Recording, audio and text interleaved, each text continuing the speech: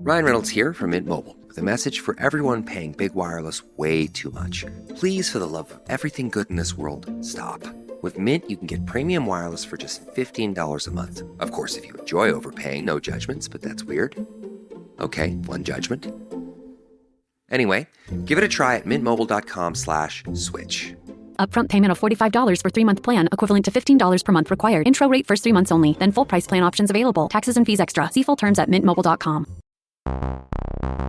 Hello and welcome to episode 301 of the Clean Energy Show. I'm Brian Stockton. And I'm James Whittingham. This week, the U.S. and Israel's attack on Iran is exploding oil prices, which will explode renewable energy adoption, which will explode... Actually, it won't explode anything else, which is good because explosions are bad for the environment and people. Yes. Balcony solar is gaining momentum in the U.S. These plug-and-play solar panels can easily go on apartment balconies and reduce your power bill. Now, if only they can make them in the shape of an owl and keep the pigeons away. I'm in the mood to talk about a battery breakthrough. This one could do everything you dream of a battery doing and even use less minerals. It's like the dream my wife has for me to be on a diet and, get those dishes done. Data has now proven that electric semi-trucks can save a ton of money over diesel trucks. That is before taking into account the well-known mandatory fees paid by hitchhikers. Nobody rides for free. All that, your letters, and a lightning round on this edition of the Clean Energy Show. All right, James, it's time once again to play Jeopardy. Makes for 1,000. Tesla owners could follow the light to this Swedish electric car maker, which offered discounts on trade-ins in 2025. Trey. What is Rivian? No. Katie. What is, Oh, didn't come to you. Rats. Zach is going to try it. What is Lucid? No, you're looking at a Polestar there. What is Polestar? Yes, well, they always include weird things in the clues. Like they included, whatever loan deals last year. So, like that's completely irrelevant to the thing. It seems hard, Brian. I don't watch Jeopardy, but it seems like it's getting harder now. That's how they do it. That's how they trip you up, as they add extra things. But this one came with a picture. Sometimes they include a picture with the clues. And so, James, you can see the picture there. I would have gotten it just based on the picture that's a Polestar. No. It looks not that different to me than other cars on the market. I know when they do in person and when you really look at them and you see the commercials on TV of high quality moving images, but to me that just looks like, okay. I'm just not that sharp today. I've only had one coffee. It looks a little bit generic, but I could tell it was a Polestar, but also kind of fun that all three of the players missed it that time. Well, I'm not surprised. That's real. I know they have an agenda to make people more aware of the electrification of the world, but that one seemed hard. And now you have another clip? Yeah, this came a couple minutes later in the same show. Really? And this is the combustion equivalent kind of question. And I thought just for fairness to include, the combustion side as well as the electric side. Zach? Makes 200. After a 3-year hiatus, the Land Cruiser from this car company returned to the United States with its 2024 model. Zach? What is Land Rover? No. Trey or Katie? That's a Toyota. Back to Zach. Oh. Okay. See, I have no idea these days. My head is full of clean energy news. It's just, there's only so much space in there, Brian. Sometimes we have to send things to the dump, like to the landfill and get rid of stuff. Yeah. And I've had to empty out. So I knew that one as well, a Toyota. But just out of fairness, it's not just electric cars they don't know on that particular show. They also don't know their combustion cars. So a lot of our listeners are spread out around the world and people are in different regions, different states of countries, and they like to complain about things and say, my stupid government is doing this and it's just ridiculous. And I always say, well, hold my beer because we've got a dandy one here where we live in Saskatchewan, Canada, which is so pro-oil that I think they're going to give discounts on gas cars one day just to make sure people keep buying them so they can sell oil to 5 people. But they're putting, this was announced about a year and a half ago, but they're putting a course curriculum in high schools for 10th grade called Energy Production 20. And to my shock, it that does cover renewables, okay? Yeah. but it also covers coal, that energy of the future that we want our kids to learn about, because we're going back to steam engines and generating electricity from the worst possible way. The only freaky place in the world who's doing it with enthusiasm is here. Yeah. And the course provides a broad overview of current energy production in our province in Canada, including coal-fired electricity, oil and gas exploration, which, okay, I can see that going on for a while. But the coal part, you're going to educate kids to get into the coal business because that's such a great thing to get in. Yes, they are trying to extend it. Yes, our listener lawyer friend is trying to stop that, as well as other people are trying to sue them. And Godspeed to them. But teaching kids about coal generation being the future, why don't they teach them about, I don't know, leeches in medical school? Yeah. Does our medical school teach about leeches as a solution to everything? No. Yeah. I mean, I think if I was a high school teacher and I was teaching that course, there is a way to present it where, okay, it's required by the curriculum to teach coal. But, as a teacher, hopefully most of them will say, oh, okay, well, this is coal. And it's, going away. And we'll see how that goes in the small cities like Weyburn and Estevan. I bet they're going to not have that discretion that you just mentioned there. There's a big divide between rural and urban in our province. And of course, there is in a lot of places as well. But I'm mad because a lot of urban, I was just reading my friend's Facebook page because he's from a small town. And it's like, Trump was exonerated by the courts. Well, no, he wasn't. No, he wasn't. You can say whatever you want. You can make arguments, but don't say false things that are believed by these rural people in Saskatchewan and get on Facebook and I don't know. I won't go on about that. I know you don't want me to go on about that. Anyway, speaking of bad things, well, depends who you are. I mean, there's Iranians celebrating the bombing of the supreme leader in Iran, but Israel and the United States did this attack on the weekend. You may have noticed, Brian, I know you don't watch the news, but may have seeped through somewhere through the cracks in the foundation of your wall. 10% of the oil prices going up. More than that, there are some analysts who say that it'll go up even to triple digit. We'll see how that goes.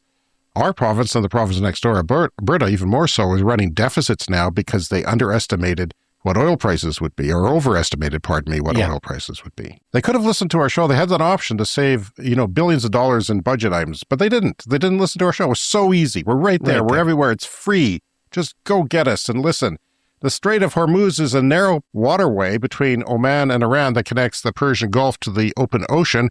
And in some places, it's only 33 kilometers wide with shipping lanes, even tighter than that. So roughly 20% of the world's oil consumption passes through the Strait of Hormuz every single day. That's about 20 million barrels of oil daily moving by tanker from major producers like Saudi Arabia, Iraq, the United Arab Emirates, Kuwait, and Iran. And one of every 5 barrels of oil used on Earth travels through this little stretch of water. Well, Iran's not letting it happen anymore, so oil prices are shooting up, which is it's good for a number of reasons. It's good for provinces that are relying on the revenue of oil, I suppose, but it's also good in a way for renewables because then the economic comparison between renewables and combustion or oil and power generation changes, and are heating your home with natural gas. Like prices really get hit in Europe really hard when stuff like this happens. Yeah. Maybe not so much here. We go up a few cents a gallon or a few cents a liter here for our gas on our cars. A huge portion of the world's liquefied natural gas, especially exports from Qatar, also moves through the strait. And because so much energy flows through such a small space, any disruption, whether from conflict, blockades, or attacks on shipping, can send global oil prices soaring almost instantly. And markets react fast because there are very few alternative routes. Anyway, Qatar shut down the world's largest liquefied natural gas export facility, and Saudi Arabia suspended operations at its biggest oil refinery, all from this events in the past weekend. This might be good for the industry transition, but it might be short-lived. It'll probably be short-lived. I imagine it's not being too prolonged as far as that strait goes, because they can go... The one thing they'll do is they'll go bomb anyone who's bombing the strait, which has been going on for some time. But another argument for renewable energy like solar and wind produced at home, and it's insulated from, external forces like this. So, the price of running my car is not going to change. I haven't worried about that in years because you and I drive electric cars. That doesn't change. But then there's the example of Ukraine, the Russian attack of Ukraine 4 years ago now. that sent energy prices rising in Europe and cut off some supplies of it. And renewables just gained steam really quickly when that happened. And, a lot of that oil goes to China. 75% of China's oil is imported. And of that, 15% comes from Iran itself. Yeah. So that's a pretty significant hit. And that's why one of the reasons why they've been stockpiling. Yeah. And one of the reasons they've been moving to electric cars, because they know that they're reliant on outside oil. And, China has turned into a massive superpower, and losing 15% of their oil, that is a huge, huge deal for them. Look at what happened to Venezuela as well. They took, the United States took over that. So they were shipping oil to China. So that's a problem. So China, I'm sure, might bring back more incentives. They're starting to wean off some of their incentives for driving electric, including taking combustion cars off the road. I wouldn't be surprised if that comes back. I'm certainly no China expert, but, that's the type of thing that these things can drive, is more policy to make them more energy independent in China and other places too. Cost of running fossil fuel combustion engines, EVs, is widening because of this. But here's the problem. It could boost inflation. It probably will. High oil prices boost inflation, and that drives up interest rates. And when you put a big solar farm or a wind farm, and you want to plan these things, or a battery installation on the grid to suck up that renewable power and distribute it evenly throughout the day, well, you need lower interest rates. That really spurs economic development in that area, and this could be something that sabotages it. All right. And speaking of energy independence, we have a story here from Canary Media about a thing we love to talk about, which is balcony solar. And so far in the U.S., Utah is the only state that has officially allowed balcony solar. These are simple installations of a single or maybe two solar panels that you can just put on a balcony, and you literally just plug it into the wall. You plug it into your normal electrical outlet, and it can feed power into your house and cut down your power bill. But because this is not a normal thing that has normally been done, it's not part of the regulations as they currently exist. So new laws are needed. Utah, so far, the only one to do it. But Canary Media reports here that as of Wednesday, both Democratic and Republican lawmakers in 28 different states and Washington, D.C., have announced their own legislation to make these types of systems permissible. This is according to BrightSaver, which is a nonprofit that provides plug-in solar for people. And the example in the article here is they provided a $400 solar panel to Lauren Phillips in the Bronx, and it now covers 15 to 20% of her family's power needs. That's amazing. Yeah. It's, it's going to work. One panel best for $400. If you've got direct southern exposure, obviously this is going to work best. And, hopefully your power consumption. But they also put them east-west too. Like they'll put them east-west. I've even seen some north, which is pretty futile. You really go on you're desperate for solar-made electrons if you're putting it north, but some people do it. It is still possible facing north. But this one is just secured to the balcony with zip ties. I absolutely love zip ties. They could do almost anything. Oh, anything. They do anything, Brian. Anything with zip ties. I'm zip tied now. But this is the first one that we know of in the Bronx, and it is, a legal gray area in New York. New York does have plans on the books. They are working towards legislation, but, the legality of it in New York is not quite fully known yet. But, this one particular person that they're mentioning does have one now. As we know, 4 million households approximately in Germany already have balcony solar. It's very simple over there. They can just order it from IKEA and zip tie it to their balconies and they're off. But it just needs to happen at a legislative level. Barriers need to be removed. And of course, there has to be standards for these things. The panels have to be of a certain quality, pass, certain safety standards and so forth. But this is coming, and, California is another state that is working on this, and there's huge, huge potential for this in California because, of course, they have a ton of people there, a lot of people in California, and, their power prices tend to be a bit high. So, this could really explode soon in the U.S. I don't know how high Lauren Phillips in the Bronx is off the ground, but I'm starting to question the zip tie thing now. Yes, they are the duct tape of our time, But can they hold a solar panel in a windstorm and not kill somebody from 20 floors up? That's what I'm asking. Well, hopefully there's a safety cable. Like, in the film industry, we're often putting lights up on a grid. And, you always have a backup safety cable. So I would assume these solar panels come with a little backup safety cable, I would think. Yeah, I mean, in places like some places in Germany, you just go to your local grocery store and pick up, they got a little display there at the end of the aisle, and it's cheap. And China's doing it a lot. And some of this is getting to the point where it's a significant contribution to the grid, these balcony solar. So that's good for... We're always talking about expanded electricity needs for EVs and data centers and electrification of, heat pumps.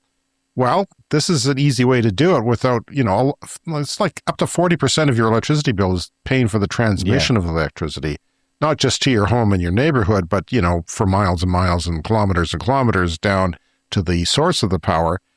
This distributes it and makes it cheaper. This reduces the amount of electricity you need to put out, and that's good for the power company. Yeah. They're always slow to wake up to these things, but when they do, it's a good thing. And because these are small, they're probably not feeding into the grid all that often. So you're probably not getting much of a spike, hardly ever. If ever, from like a really sunny day, you can, have a spike of solar power. But because these are only putting out, like every household is generally using at least 100 or 200 watts at a time with the stuff we have in our house. Even if you're not home, there's power draw from things. So, cubes, little charging cubes around the house. And in my case, all kinds of smart equipment and things that are vampire drawing power all over the place, which is a waste. Yes. But I do have solar panels on my roof. And the worst one, we've talked about this before, cable boxes, like, cable recording boxes. They just suck power 24 hours a day. What I need to do with mine, I still have one, is just have it power down at 1 a.m. and come back on at 7 or something. Yeah. Just to save a portion of the day. No, it's terrible though, but it's terrible. There's other things too. I may do another energy audit of my house because I have a smart plug that tells me energy use. So I may do that. It's been a long time, but we could bring that information back to the show. So battery paper in the journal Nature this week. There's actually lots of them because I went to the journal Nature and clicked on the battery section. There's lots of them. There's lots. This never used to be the case, and this is a good thing. This is scientists publishing studies of a new. If you want to look at it in simple terms, it's a new recipe for batteries. It's just a different. We'll swap this mineral with that mineral. Sure. We'll change the amounts of things. We'll mix our peanut butter with chocolate. See what happens. Yeah, and when that happens, it's a good thing. And this might be one of those peanut butter chocolate things, Brian. Researchers are saying they've figured out a way to dramatically improve energy density, meaning you get more range without making a bigger battery. So energy density is basically the amount of energy a battery can hold and the size and the weight. You don't, a AA battery for your flashlight or whatever, it's only so big, and batteries for cars take on different formats, but they want to stick as much energy in there as they can, not just over a short time, but over a long time as store the energy. So that's energy density. And the more you can get in there, the farther your car can go, because you don't want to put too much weight in your car. And if you can reduce the weight of your car and go to the same amount of miles, then you get even more miles of range because you're carrying around less weight. And of course, the holy grail is, airplanes, which need to be light, obviously. So everyone wants longer range without hauling around a 1,000-pound slab of chemistry under the car. And the key here is how they're handling the materials inside the battery in this case, and this battery paper published in the journal Nature. Instead of using usual lithium-ion setup, they're tweaking the chemistry. Sometimes it's a solid state. Sometimes it's silicon anodes. Sometimes it's wild new material you've never even heard of, because I haven't heard of a lot of these materials. And that's why my brain is full. That's why I can't remember a lot of things now. I can't play Jeopardy. It's completely, because there's just no more room. So the point is the same. They pack more energy to the same space and make it cheaper. Charge speed. The speed of the charge is important, of course. Everyone wants a fast charge. And the lifespan of the battery is important. This is one of the many things that are important. How well it works at temperatures and all that. So the longer it lasts, the longer it is good for grid storage. Most batteries, once they reach car capability, are fine, but you want even longer for grid storage. So if you can charge up faster, go farther, and not worry about degradation, that's another thing. Another thing they have to worry about is the battery degrading and, You know, you don't want it to degrade. You want it to be as good as it is, as close as it is when the day you buy it. But the lab breakthrough does not mean the dealership next Tuesday. Obviously, we've seen this before. Something works beautifully in a lab at the size of a closet, and then you try to mass produce it, and suddenly it's expensive. That's another key factor here. You want the price to be down. You want it to be stable, not unstable. You want it to be scalable. You want to be able to make gazillions of these for whatever reason. So sometimes one of these little things fails and you can't get this great new battery idea going. But if this one scales, it could mean cheaper EVs, smaller battery packs, lighter vehicles, and maybe even less pressure on mining because you need fewer raw materials per kilowatt hour for these batteries. And that's how this stuff snowballs. So there is battery breakthroughs all the time.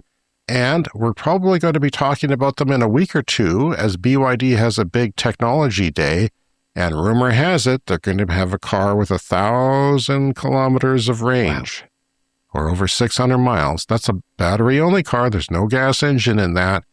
And I think it's success. It's success.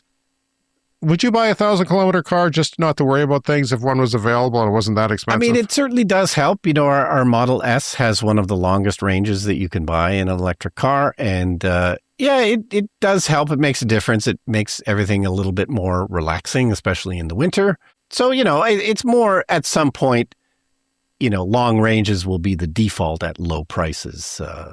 If it costs a lot more money now, it's maybe not worth it. But you know, it's always nice to have more rain. Especially, we do live in a cold climate, which can affect you because you're using the battery to heat the cabin, and the battery capacity decreases as it gets cold. You can use some energy to heat that battery in the car to prevent it from getting too low of capacity, but then you're using a little bit of heat there too. But these battery chemistries that are coming, a lot of them, whether they're semi-solid state, solid state, or sodium ion, and sodium ion are going into cars now. They're going into home battery packs. I think we'll have that in the lightning round. And when that happens, the weather doesn't really affect them. You know, even at like minus 40 or 50 degrees, you're only like losing like 10% of the capacity, which is hardly noticeable, especially in a 1,000 kilometer range car. You would need, like, I would say your problem of having comfort and not worrying about things is going to go away as new battery chemistries come to market here. And hopefully they will, because that is one of the biggest impediments to adoption is cold weather. Even slight cold weather can, I'm still reading this all the time. People that are buying EVs now are just expecting them to work. They're expecting the range. And time after time, it's like people have no idea. And then they're disappointed. And that's on the car dealerships to not tell them. Because that has to happen. And maybe they don't even know. Like a lot of cases, they just know combustion engines. And, you know, I've talked to these people. They don't know crap. They don't want to know crap. But we're going to keep an eye on battery chemistries as they evolve. All right. So we were just talking about this on our last bonus episode, data centers. This is a huge, huge thing that's constantly in the news now. Data centers are being built at an alarming rate. There's one going up near us, and a lot of people are very alarmed about that and trying to get answers about, well, how much power is that thing going to use? How much water is it going to use? And so far, you know, there just aren't any answers forthcoming about that. You know what's going to happen, Brian? If they don't have a solution, they're going to burn more coal to give power to that plant. Yes. Because the coal is there to burn, and we're burning coal, and we're planning on burning it to 2050. Yeah. You know, when the world is over. Yeah, and we'll still be burning coal. This is the main problem, and it's also the main question. It just seemed weird that anyone would announce a data center for here, given that we do burn so much coal. Yeah. It leaves the company building it very vulnerable to, accusations of ruining the planet. And it's also not the cheapest. Yes, Bell Media. Yeah. This is a telecom in Canada. Bell, go elsewhere. Go elsewhere. Go next door where there's hydropower sitting around not doing anything. Literally. You know, I mean, or build a goddamn big solar farm and wind farm to power it. I'll accept that. Yes. But don't use our coal, because that's disgusting. Yes. You're disgusting. They have mentioned... You're disgusting. You were disgusting before this. Everybody hates Bell. Yeah.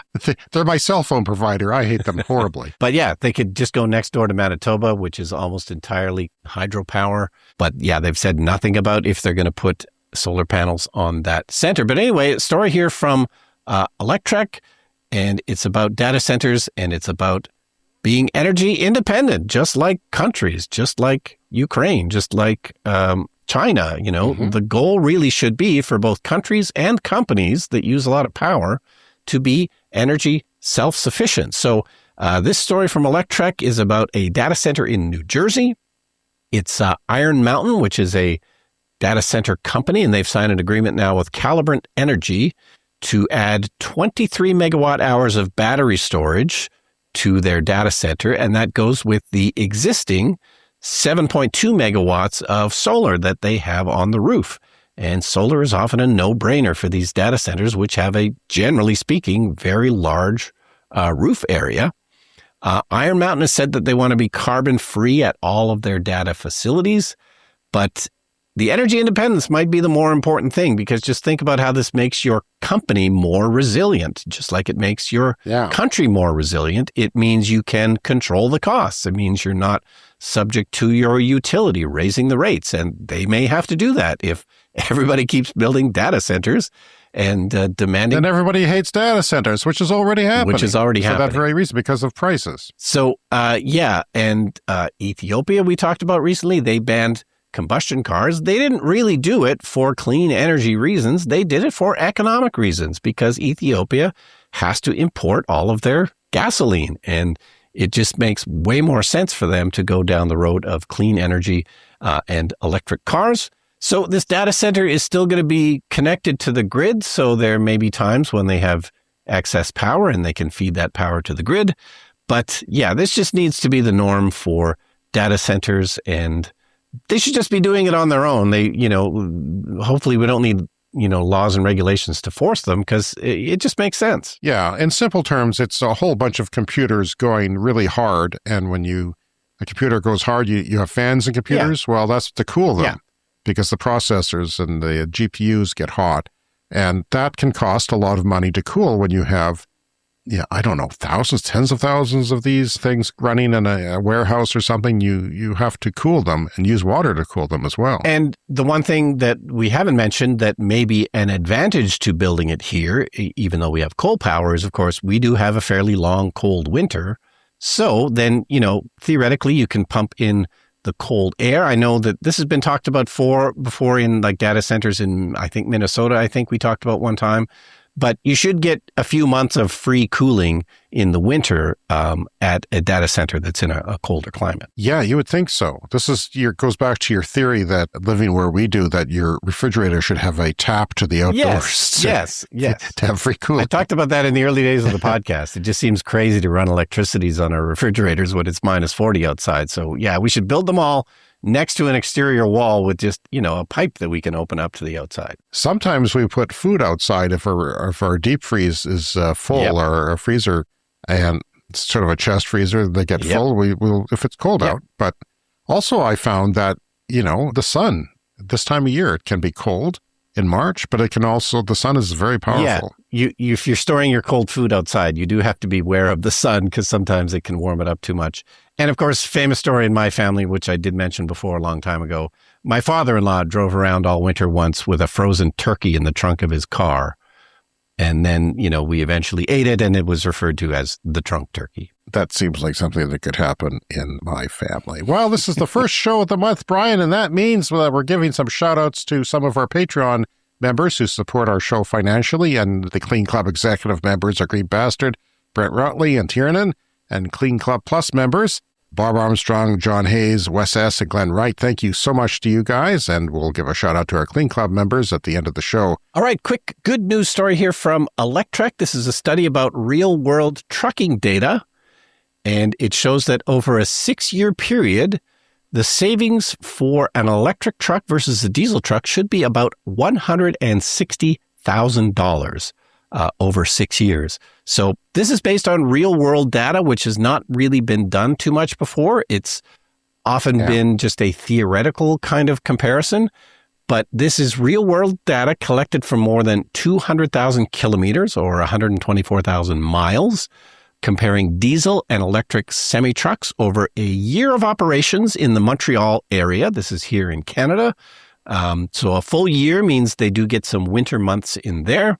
And The result is one of the clearest data sets yet on how these Class 8 or semi-truck trucks perform outside of just controlled environments. So, 12 months across different seasons and with 2 different fleets, which hasn't been able to be done before. And it's all just 2 different fuels, diesel and electric.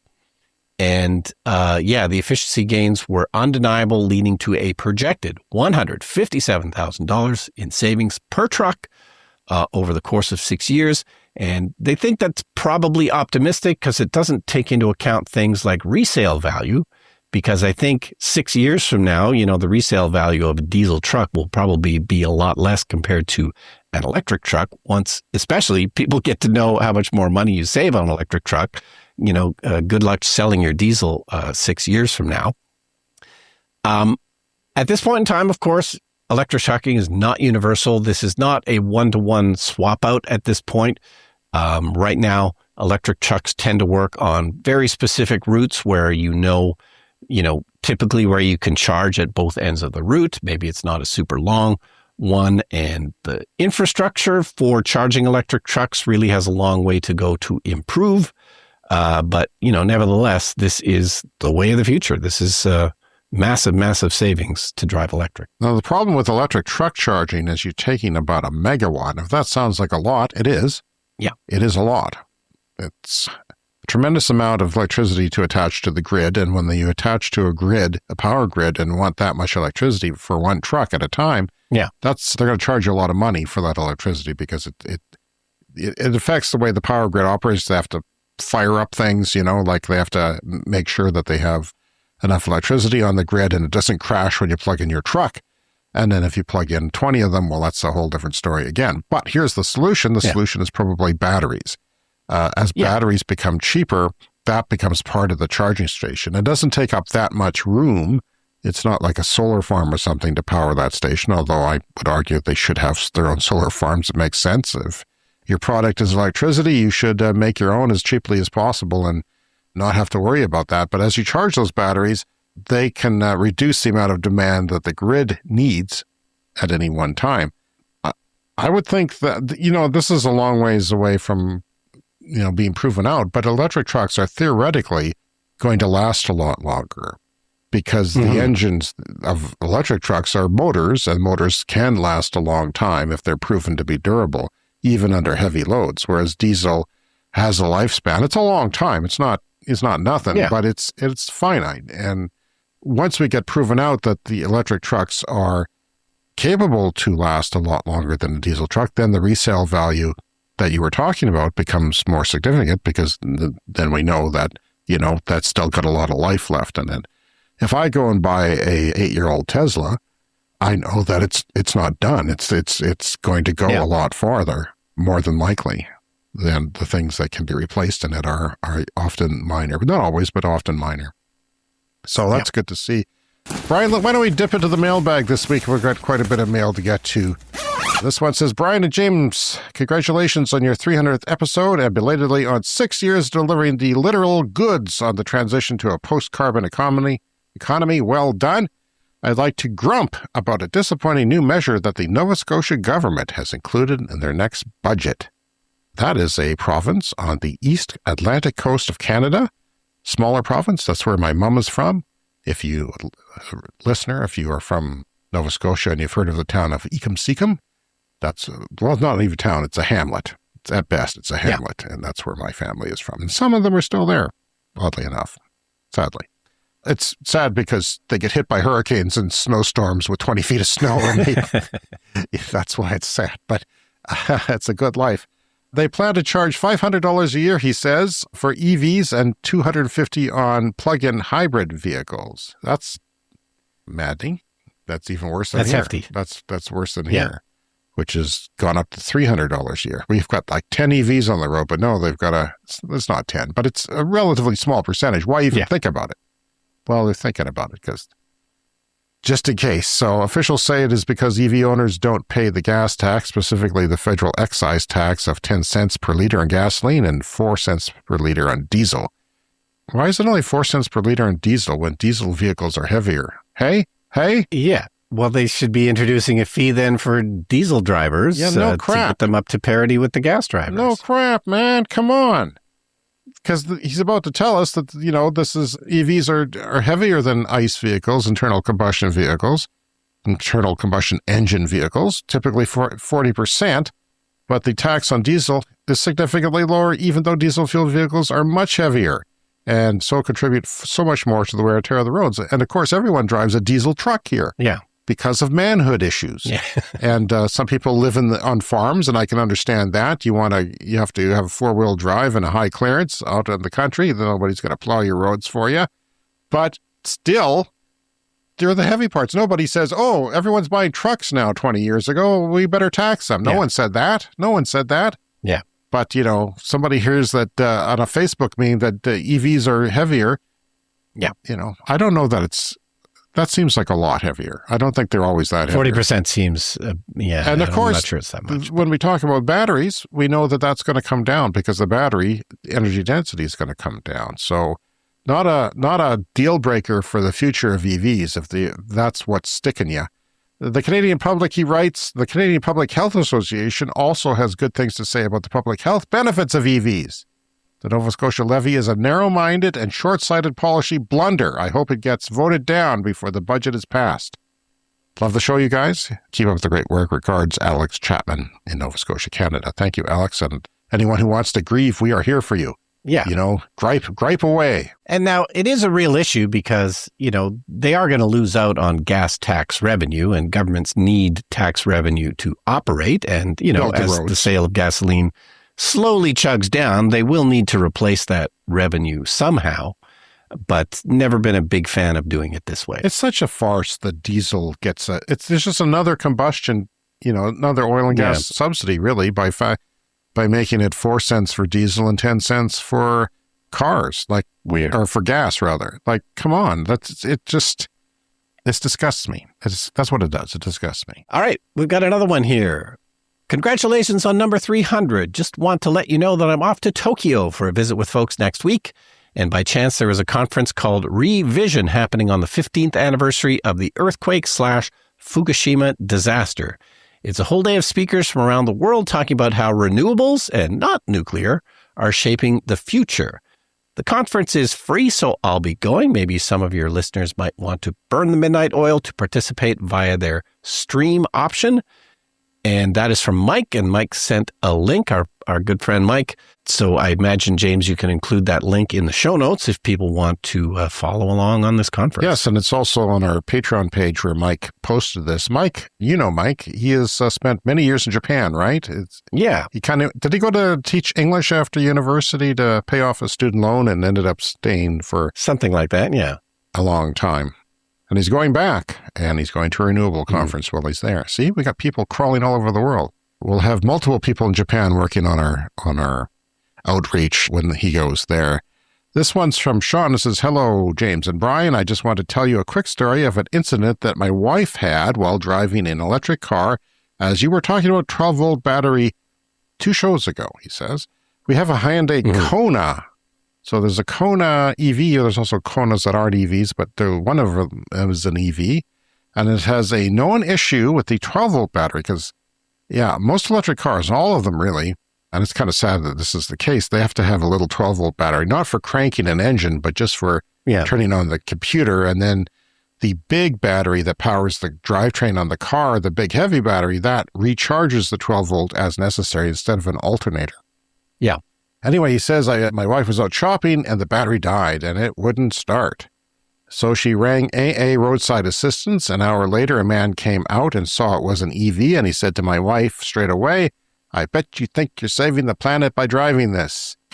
And my wife just said, I don't know about that, but I'm certainly saving money. He jump-started the 12-volt battery and got it working, but he was rather annoyed that he had to be called out to an electric car. And said to my wife, you should Google to see how these types of cars are made. Probably another guy who lives on Facebook. Yeah, there's a lot of misinformation about the carbon footprint. There is a carbon footprint to making an electric car, but of course, it's not an ongoing carbon footprint like a gas car. You see how these things are made. And okay, so he goes on to say, You would think that a guy who spends all day helping people with broken down cars would have a bit more knowledge about electric cars.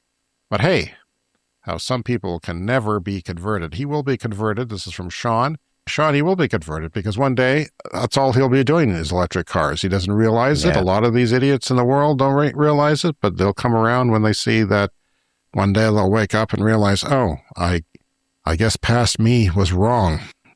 So tow truck drivers are some of society's best. At least they are here. I think, Sean, you're over in the UK, so whatever. I feel for you, and I think you were right to write in and get it off your chest because I know how that feels, and it's a stupid situation that is really unnecessary. You're not alone. This has been happening to a lot of our listeners. One who own a Hyundai or Kias, they've had an issue, right? Yeah, but also, I'm never quick enough to really know how to respond to stuff like this. Like, even though we do a podcast every week and we talk about these things, you're not ready with the right answer. Somebody always says the one thing, against clean energy that I don't expect to hear. And I never know what to say. And I'm trying to change this, but I get set off in public and I'll lecture people to the ground. So, yeah, this is my kid's teacher. We've talked about that. I'm not sure he had an EV6, a Kia EV6 with that problem. And it's horrible. It's just, it's horrible to... I'm mad at Kia Hyundai sister companies from Korea that are allowing this to happen. They shouldn't be putting out cars where this is happening. They've had them for some time. They should have enough learning to know how to treat a 12-volt battery and how to make sure that it's not getting drained by a computer in the background. There's a lot of tech in cars now, like GPSs and just, remote starting from apps that use power, but you need to just turn on the car and charge that battery, make sure it's good. It's a software update. But the good news part of this is it's a quick fix. You just jump-start it like you do a gas car. So, I don't know why the tow truck driver was complaining because he probably has to jump-start 50 gas cars bend over and every day. Put stuff under the wheels. Well, what's he complaining about? Come on. Yeah. Yeah, you can go, and if you have one of these early cars that you've learned have an issue, you can go and buy a pack. You can buy a lithium pack. You can buy an acid battery pack, a booster pack. They don't have to be powerful. Unlike a gas car that has to turn over an engine in cold weather or something. Yeah. You just got to get the computer going and the car will start and then it'll start charging itself back up. If you feel uncomfortable or if this has happened to you, you can purchase one of those and keep it in the back of the car safely and not touching contacts with each other or anything like that, like any battery. Then that can be some peace of mind, but it is not something you want to do. So I wish that these car companies would get that problem out of the way and not do foolish things, because it affects people. Like the tow truck driver now says, I just had an EV the other day. They don't work, because that's what happens. Yeah. It's anything new that's scary to people, they make, black and white conclusions, and that slows things down. But it's inevitable with any technology change. The issue with these batteries usually comes down to three things: software, a phantom power drain, and the fact that it's still using an old school lead acid battery. The fact is, electric cars, they actually use the 12-volt battery a lot. There's some people who are thinking about going to 18-volt systems, 48-volt systems, different systems like that. I think the Cybertruck is at a 48-volt. Yep, 48-volt is hopefully the future, but, there's just so many components in a car that run on the 12-volt. It's just been, almost impossible to really move away from that 12-volt standard, which was, established decades and decades ago. So yeah, the main batteries with software are supposed to top up that battery when it gets down. And also you need better batteries for these cars for the 12 volts. And some of the Hyundai Kias have put in inadequate batteries. Yeah. And I believe my Tesla Model S has a lithium ion 12-volt battery, which is, not only smaller, but also just better than the old lead acid, which are obviously such, older technology. And I think it's better for cold weather starts too, as if I'm not mistaken, but they're very expensive. That's not because lithium-ion batteries in general are expensive, but because of this format, so few of them are made in this format that they become very expensive and prohibitively expensive, like they're hundreds of dollars. So if your main battery, this is one solution, if your main battery in the car is below 40% in the Hyundai Kias, sometimes the car stops maintaining the 12-volt, which doesn't seem that low just to give up on things. Yeah. Like I know my old Nissan Leaf, it'll give up around 20%. It'll stop heating the battery at that point. So you want to make sure that it's plugged in if it's getting low and, you're leaving it. I leave it over Christmas in cold weather and have to go out and plug it in, but not too long, and then I have to unplug it. Yeah, and the Teslas wait until 20% before they start shutting off things like Sentry mode. Yeah, because if it sits below 20%, the batteries can get damaged over time, like the capacity of them goes down. But this is another thing that's changing with new battery chemistries that don't matter. Some of them charge to 100%. You leave them at 100%, no problem. You drain them, no problem. Yeah. So I think, 10 years from now, all this stuff will be archaic. It'll just seem ridiculous that we once were there, but lead acid batteries aren't that great for this kind of start and stop EV life. Many fail in 2 to 3 years, which is not long. Usually it's about 5 years before you replace a battery, or even 6 or 7. What helps keep your battery above 40%? Use utility mode if you're sitting in the car with accessories on. Consider upgrading to an AGM battery. That's the batteries that come in the Chevy Bolt that we have, which means it's an expensive battery. So when it comes time to replace that battery, you're going to spend a lot of money because it's an AGM battery. Some people are getting them cheap. From the dealer, they're really expensive. It's ridiculous how expensive they are. And of course, there's labor for spending 5 minutes to replace it that they say is longer. Yeah. So consider upgrading to an AGM battery if you own one of those Kia EVs, or get a jump pack. Maybe you should have one anyway. You'll be a hero if you're helping someone else get started. You don't even have to break out the booster cables and risk your own car. You just have a pack around. So, and I've seen, tire inflators, battery tire inflators that also have little jumper cables on them. That might work for you. So you might want to have an inflator in your car. I mean, they come with inflators, but you can buy one that's maybe a little easier to use. You don't have to plug it into your 12-volt socket. You can just use it independently, which is kind of the way to go. All right. Well, thanks for all the letters, everybody. If you want to drop us a line, the email is cleanenergyshow@gmail.com. There's always the SpeakPipe option to leave us a voicemail, speakpipe.com/cleanenergyshow. The Clean Energy Show podcast is an independent podcast made possible by our listeners like you who support us on Patreon. Visit patreon.com/cleanenergypod now and support this podcast for as little as $1 US per month. Doing so gets you perks like verbal shoutouts that we'll hear more of later in the podcast. But coming up first is the lightning round.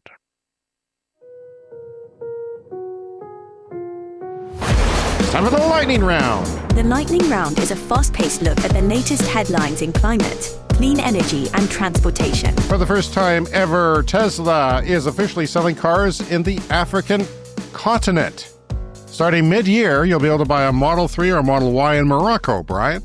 If you're sunning yourself in Morocco and decide you want a Tesla, you can get one. And honestly, if you were placing bets on which country would be first, Morocco was an obvious choice because it's right across the water from Europe, where Tesla already has a huge footprint. And Europeans have actually been road tripping in their Teslas to Morocco for years, driving them on the ferries and taking them over. So the groundwork has already been sort of laid there. People are kind of used to Teslas around.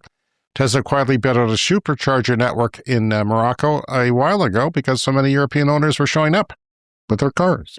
So, that's nice. Nice. BYD is opening a joint venture EV assembly plant in, wait for it, Pakistan. Yeah. So there's a local company there. That's what a joint venture is. They team up with BYD. There's talk of this happening in North America. Well, it's already happening on some levels in North America. And the first purpose-built large-scale new energy plant will be there for EVs, and it will open quickly. Not a long time. Second half of this year, it'll be open, making electric vehicles for Pakistan powered by solar.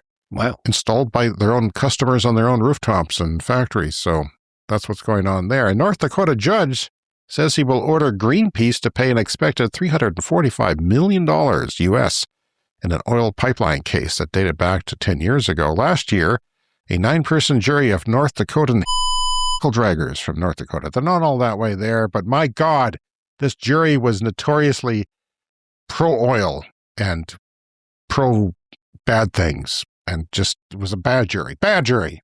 There, I'm a jury expert now.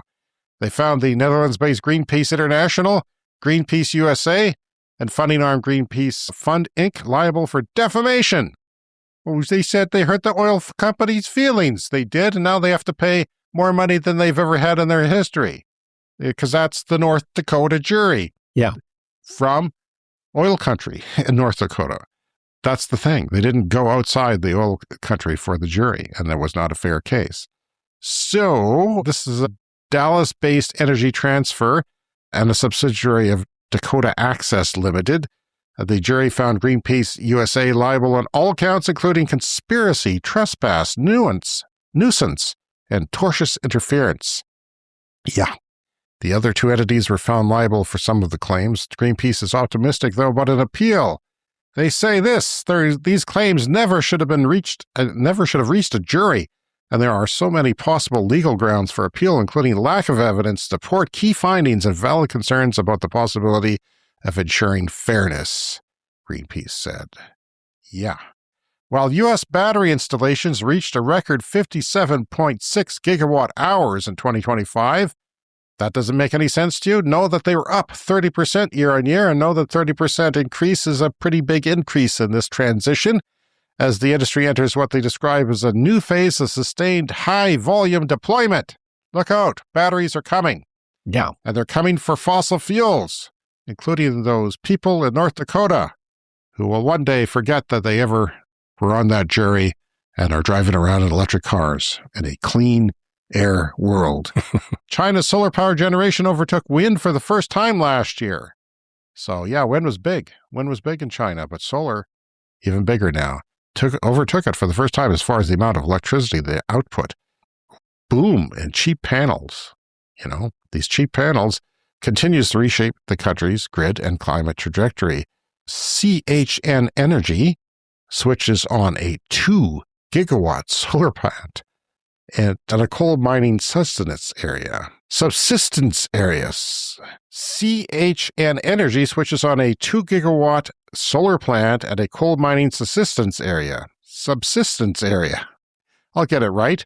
The solar PV facility transformed a coal subsistence zone into one of China's largest utility-scale solar and transmission hubs. No, where there's a coal generating station, there's power lines. Yeah. Big fat power lines to carry. Yeah. You can shut down the coal and put up something cleaner. It's part of a 6 gigawatt solar cluster, of which 4 gigawatts are now operational. Think of a gigawatt as a big coal plant or a nuclear reactor. That is a lot of solar. There's no fooling around there. That is a lot of solar in one area. Fully electric vehicles in Europe reach 20% of new car sales. 30% if you include hybrids with plugs, and they often do. So, yeah, but there's a lot of hybrids sold, like normal hybrids that don't have plugs, just they use electricity for efficiency that they charge from the engine. 39% of new cars are hybrids in Europe now. That's ones without plugs. Many countries can get a 600-watt Chinese solar panel for $60 US now, according to Dave Jones, co-founder of clean energy think tank Ember. 600 watts is a lot of electricity for 60 freaking bucks. Like, that's insane. That's crazy. Yeah. I remember, in 2018, 2015, somewhere around there, I bought a solar panel that was 100 watts for $250. I thought it was a bargain. It was. Yeah. 600 watts for 60 bucks. Hell, I'd be putting up my own balcony solar. I mean, that's the thing, Brian, is that I might. Yeah. Once they have plug and play for that, I might just strap it to my fence and call it a frickin' day. Yeah, because I wouldn't necessarily want to, add another inverter and everything for the solar panels that I have. But sure, adding a bit more if it's just plug-in solar, why not? My inverter, I only have 3.3 kilowatts on my roof, but my inverter will take more. So I could probably get it up to 5, because they looked at that after I asked them before they went out of business. Yeah. I asked them about that. But, yeah, like I could charge my car. You could charge your car. You could put it on your carport. Yeah. Is your carport covered with panels? Yes, it is. It is, okay. That's some good rooftop space you got going there for your carport. But, yeah, I could do it in the wintertime. I could, we're north and facing south. A vertical installation of a solar panel would make sense for the winter months. And, I mean, that's not a lot of money. We're talking 1.2 kilowatts for $120. That's insane. I'm sure there are more here because they'll be tariffed to death, but there's a lot of places in the world like Pakistan and Africa, where those panels are going over there and making big things happen. It's time for some nuclear news, Brian. Last August, it has now been discovered that 3 reactors at Gravelines nuclear power plant near Calais in northern France shut down because of a swarm of jellyfish. They had entered the plant's cooling system because they're sucking in water, right? Wow. They're sucking in water to cool the reactor, and a bunch of jellyfish got in there. Bad for the jellyfish. Maybe they'll turn into something more radioactive in the future, something interesting, but you're shutting down a whole nuclear reactor because of a swarm of jellyfish got in. We could make a movie called The Jellyfish Syndrome. I'll start writing it tonight. Jellyfish have never, to my knowledge, shut down a solar panel. Yeah. I mean, sure. Could you take a jellyfish and throw it on a solar panel? Oh, that's possible, yes. And it would the output? It would reduce the output. But hey, 70% of Canadians say they feel proud if Canada became a renewable energy superpower, which actually surprises me, because around here, you don't feel that way. While only 30% say the same about oil and gas. And of course, that 30% all around here. They're surrounding us. But yeah, overall, Canada wants to become a renewable energy superpower. And the politicians are slowed down by regional differences, pockets of people who are living in the past. Elsewhere, 80% of Gen Zs said that they shared environmental values that were as important as physical compatibility in a partner. So yeah, you're hot, but are you green? Yeah, you got to be hot and green to get by with Gen Zs. 40% of 25 to 40-year-olds said they'd turn down a first or second date with someone who was not environmentally conscious. Wow. And if I was on the dating scene, you're damn right I'd be that way. So would our listeners. And finally this week from TechCrunch.com, Toyota Canada will use humanoid robots. This is not China. This is not far away. This is our country here where Brian and I are podcasting from, Canada. Toyota Canada has plants here for making the RAV4 SUV. There's going to be a handful of humanoid robots on the production line doing menial tasks. They want to relieve humans of repetitive physical tasks and prioritize more valuable work. Will they have to report relieve them of? Will they have to report to HR is my question. And they're going to relieve the humans of some paychecks, I would say, as well. Yeah, eventually. This is the dam flood cracking and letting a little bit of water out now. But, robots have already replaced. They just haven't been humanoids. They have already replaced human labor. Yeah. Yeah, robots have been on automotive production lines for probably decades at this point. But yeah, they're usually purpose-built rather than humanoid. So when you talk about, AI frontiers, physical labor is the next one. That's a lot of people see that as being the next one. Yeah. The question is, when do we get there? Because we see robots. It's hard to know exactly if it's a gimmick or not, but we see humanoid robots on power lines in China. And because, it's so far away and we don't have a lot of information, there's a language barrier, it's hard to tell exactly what's going on. But there seems to be things. And of course, the robots are already there. For the most part, they're physically fine. They've solved that, and they've also made them cheap enough. It's the software, the AI software, to make them do the right things. They make them fold my bed linen and do my dishes and host my podcast, or at least co-host it with me, just so I can have a buddy, a sidekick. Yes. We'll have robot sidekicks within 5 years, I guarantee you. So after a year-long pilot project, Toyota Canada's manufacturing After a year-long pilot project, Toyota's Canadian manufacturing subsidiary has contracted 7 humanoid robots. Now, how do you contract a robot, Brian? Do they sign paperwork? Do they have a legal guardian? What does it mean they've contracted 7 humanoid robots in a plant building RAV4 SUVs as a robots as service deal? I guess they contracted the company making the robots. Sure. I like to think of them signing a contract, but we'll see. Or not signing and wanting a better, coffee break or a smoke break. More oil breaks. More oil breaks. After evaluating a number of robots, we are excited to deploy Digit to improve the team member experience. This is all for the people, Brian. And to further increase operational efficiency in our manufacturing facilities, Toyota Motor Manufacturing Canada said. So there you go. They're here. The robots are here. You heard it here first. All right, that's it for this week. You can find us on social media at Clean Energy Pod, and that Patreon is patreon.com/cleanenergypod. The email again, cleanenergyshow@gmail.com. And of course, always hit that subscribe or follow button on your podcast app, and you will get new episodes every week. And yes, here are our Patreon Clean Club members, Brian.